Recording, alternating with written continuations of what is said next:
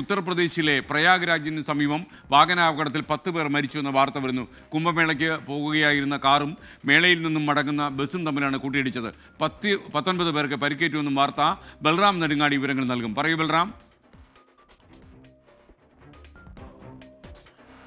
എസ്.കെ.എൻ. കുംഭമേളയിലേക്ക് പോകുകയായിരുന്ന തീർത്ഥാടകർ സഞ്ചരിച്ച കാറും കുംഭമേളയിൽ സ്നാനം കഴിഞ്ഞ് മടങ്ങുകയായിരുന്ന തീർത്ഥാടകർ സഞ്ചരിച്ച ബസ്സും തമ്മിൽ കൂട്ടിയിടിച്ചാണ് ഈ അപകടമുണ്ടായത്.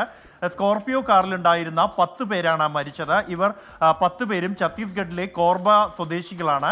ഒപ്പം തന്നെ ഈ ബസ്സിലുണ്ടായിരുന്നതാകട്ടെ മധ്യപ്രദേശിലെ രാജ്ഘട്ടിൽ നിന്നുള്ള ആളുകളാണ്.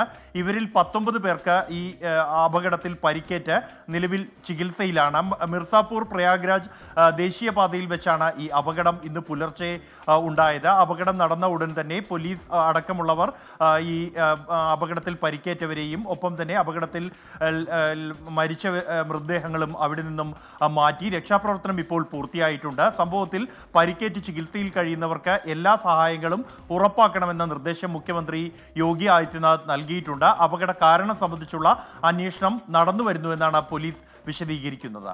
എസ്.കെ. Thank you Balram Nedungadi.